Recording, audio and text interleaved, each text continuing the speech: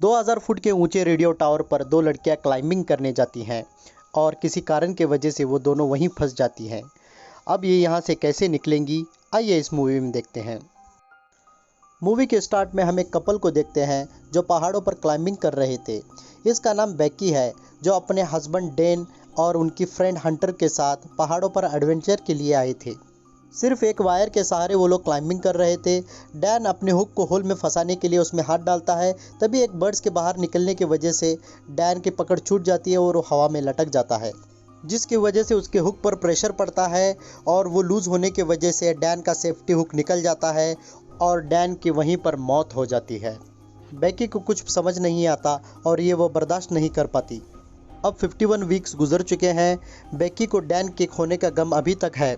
वो हर वक्त डैन के यादों में खोई रहती। उसे लग रहा था कि डैन अभी भी जिंदा है। वो इस बात से और कम नहीं कर पाई थी।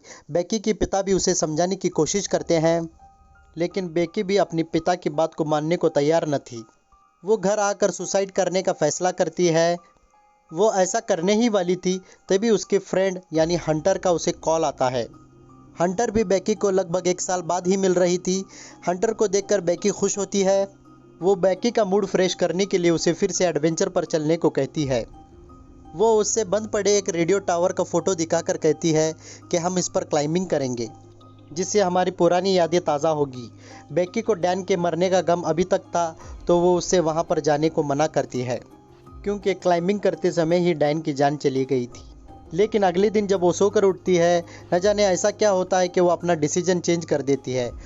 वो हंटर के साथ उस टावर पर जाने को तैयार होती है। अब हंटर बहुत खुश थी। अब ये दोनों पैकिंग करके उस एडवेंचर के लिए निकलते हैं।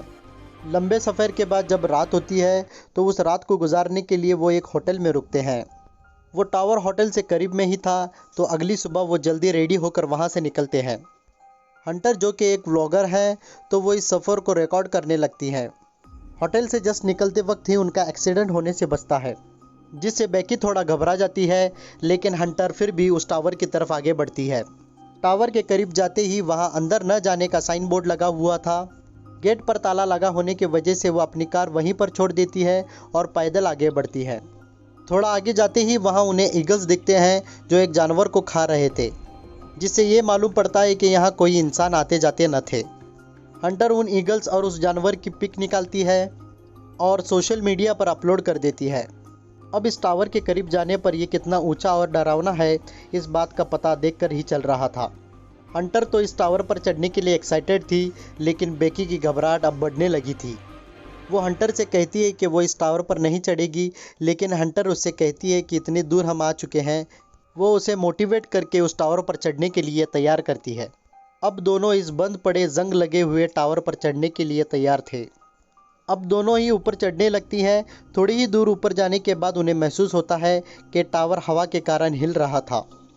टावर ज़्यादा पुराना रहने की वजह से उसके काफ़ी सारे पार्ट्स को जंग लग चुका था।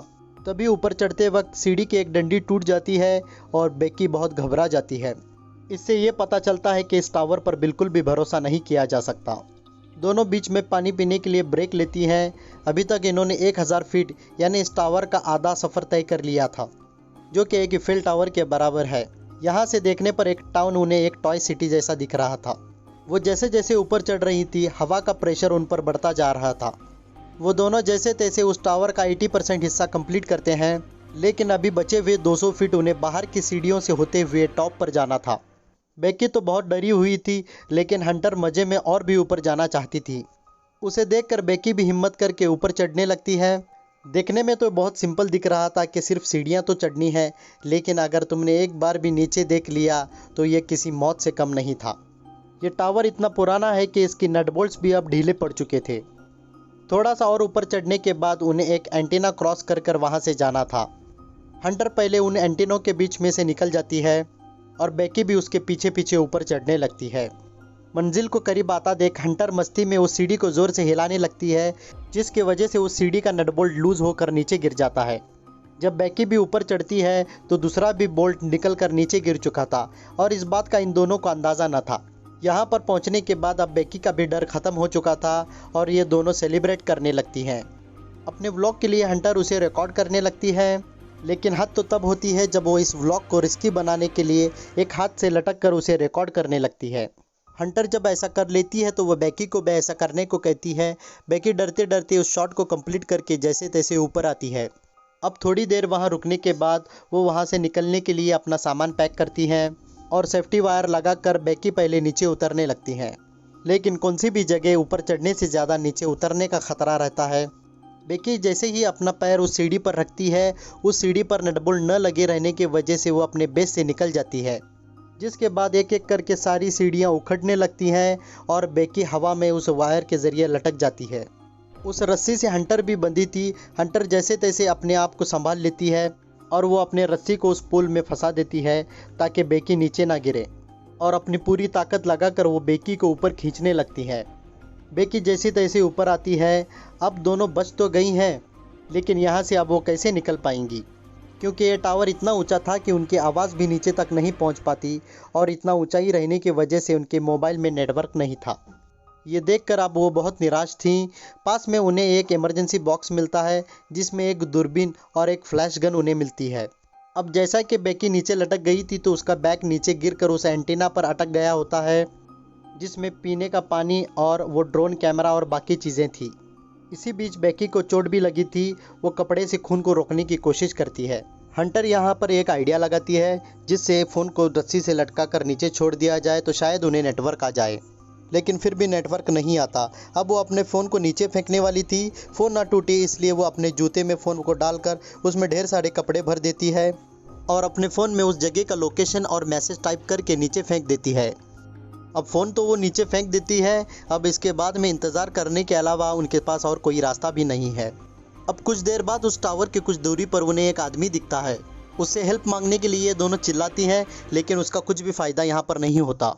बेकी उस फ्लैश गन को चलाने वाली थी, लेकिन हंटर उससे कहती है कि इसका इस्तेमाल हम रात में करेंगे। जब वो देखती है कि रात में वो दो लोग वहीं पर थे तो वो बेकी से फ्लैश गन चलाने को कहती है। फ्लैश गन के चलते ही वो जो दो लोग आदमी थे वो लोग उन्हें देख लेते हैं। वो देखते हैं कि दो लड़कियां बुरी तरह उस टावर पर फंसी हुई है। अब हंटर और बेकी बहुत खुश थी। उन्हें लग रहा था कि अब उनकी जान बच चुकी है, लेकिन यहाँ पर दोनों की किस्मत बहुत ख़राब थी, क्योंकि वो दो जो शख्स थे वो दोनों चोर थे। जब वो देखते हैं कि दो लड़कियां टावर पर फंसी हैं तो वो उनकी कार वहाँ से चुरा ले जाते हैं। बेकी और हंटर ने ये एक्सपेक्ट नहीं किया था। वो दोनों बहुत निराश होती हैं। अब किसी तरह ये दोनों रात गुजार लेते हैं। जब अगला दिन होता है ये दोनों भूख और प्यास से बेहाल थे। हंटर उस बैग को लाने का फैसला करती है और अपनी जान रिस्क में डालकर वो रस्सी से लटक कर नीचे जाने लगती है। वो नीचे तक तो पहुंच जाती है, लेकिन सेफ्टी रोप छोटी थी तो वो अपनी रोप को खोलकर उस एंटीना पर छलांग मारती है। एंटीना पर पहुंचकर उसे बैग मिल जाता है। सबसे पहले उसमें से सेल्फी स्टिक निकालकर वो अपने बैग को उस रोप पर टांग देती है और छलांग मारकर उस बैग को पकड़ लेती है। अब वो रोप के सहारे ऊपर चढ़ने लगती है। बेकी भी उसको ऊपर खींचने में मदद करती है। उस पतली से रस्सी के सहारे ऊपर चढ़ना बहुत मुश्किल था, लेकिन हंटर अपने स्किल्स की मदद से जैसे तैसे ऊपर चढ़ती है। वो बेकी के करीब पहुंच ही चुकी थी, तभी उसकी पकड़ रस्सी से छूट जाती है और वो नीचे गिर जाती है। बेकी को लगता है कि उसने हंटर को खो दिया। वो जब नीचे देखती है तो हंटर अभी भी उस रस्सी से लटकी हुई थी। अब हंटर के हाथ छिल चुके थे।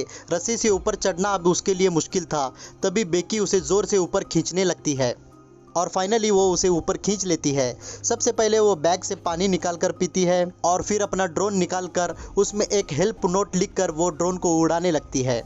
वो ड्रोन को कुछ दूर तक उड़ाती है, लेकिन ड्रोन में बैटरी कम रहने की वजह से उस ड्रोन को उसे वापस लाना पड़ता है।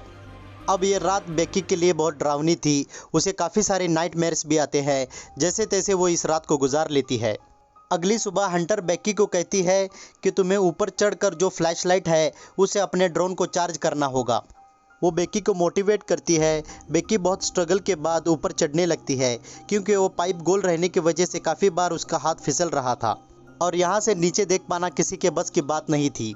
टावर के टॉप पर पहुँचकर वहाँ के फ्लैशलाइट को वो खोलती है और अपने ड्रोन के चार्जर से उसे चार्ज करने की कोशिश करती है, मगर चार्जर सॉकेट से छोटा पड़ रहा था। तो फिर वो अपनी रिंग निकाल कर उसमें डालती है, जिससे कि वो चार्जर उसमें फिट बैठ जाता है और उसका ड्रोन चार्ज होने लगता है। अब चार्ज तो स्टार्ट हो चुका था, लेकिन उसे कुछ देर तक वहीं वैसे ही लटके रहना था। बेकी को बहुत तकलीफ़ होती है और काफ़ी सारा स्ट्रगल करके वो पोल पर ऐसे ही लटकी रहती है। हद तो तब होती है जब वहाँ के ईगल्स आकर उस पर हमला करने लगते हैं। बार बार उस पर हमला करने से बेकी का बैग नीचे गिर जाता है। अब चार्ज फुल होने में थोड़ा ही वक्त बाकी था। जब चार्ज पूरा होता है तो बेकी भी नीचे उतर जाती है। नीचे उतरकर वो फिर से उस ड्रोन पर रेस्क्यू नोट लिखकर उस ड्रोन को उड़ा देती है। वो ड्रोन को उस होटल की दिशा में उड़ाती है जहाँ पर वो लोग रुके थे। ड्रोन होटल के करीब पहुँचने ही वाला था कि इतना में एक ट्रक आकर उस ड्रोन से टकरा जाता है और बेकी की उम्मीद उस ड्रोन के साथ टूट जाती है। दोस्तों, अब बेकी की तरह आपको भी लग रहा होगा कि हंटर उसी के साथ है, लेकिन जब बैग लेकर चढ़ते वक्त जब हंटर से उसका रोप छूट चुका था, वो वहीं एंटीना पर गिर के मर चुकी थी। लेकिन तभी बेकी ने सिर्फ बैग ही ऊपर खींचा था। बेकी ये एक्सेप्ट ही नहीं कर रही थी कि हंटर मर चुकी है। इस बात से बेकी बहुत दुखी होती है। अब वो अपने डैडी को याद कर रही थी। दूसरी तरफ उसके डैडी भी उसे बार बार कॉल करने की कोशिश कर रहे थे। जब रात होती है, तूफान आने के कारण वो टावर जोर से हिलने लगता है। बेकी बड़ी मुश्किल से उस रात को गुजारती है। अगले दिन जब बेकी सोई हुई थी, वो ईगल आकर उसके जख्म को खाने लगता है, लेकिन तभी बेकी उठकर उसकी गर्दन को पकड़कर ईगल को मार देती है, जिसके बाद वो ईगल के मांस को खाकर आगे सरवाइव कर पाती है। अब बेकी के दिमाग में एक आइडिया आता है। वो नीचे हंटर के पास जाने का फैसला करती है। फिर वो रस्सी की मदद से नीचे उस एंटीना तक पहुंचती है जहां हंटर की लाश थी। अब वो अपने डैड को उसके लोकेशन और मैसेज भेजकर उस फ़ोन को उस जूते में डाल देती है और उस जूते को हंटर के बॉडी में डालकर हंटर की लाश को नीचे फेंक देती है। उसकी यही उम्मीद थी कि अब फ़ोन नहीं टूटेगा, और ऐसा होता भी है। फ़ोन नीचे पहुंचते ही सबसे पहले उसके डैडी को मैसेज जाता है। उसके डैडी वहां के लोकल पुलिस को इन्फॉर्म कर देते हैं, तो वहां के पुलिस आकर हेलीकॉप्टर की मदद से बेकी को वहां से छुड़ा लेते हैं। जब उसके डैडी उस स्पॉट पर पहुंचते हैं, उन्हें लगता है कि बेकी भी मर चुकी है, लेकिन वो लाश हंटर की थी। थोड़ी ही देर में बेकी उनके पास आती है। बेकी को देखकर वो बहुत खुश होते हैं और वहां से चले जाते हैं। और इस सीन के साथ मूवी का दी एंड होता है।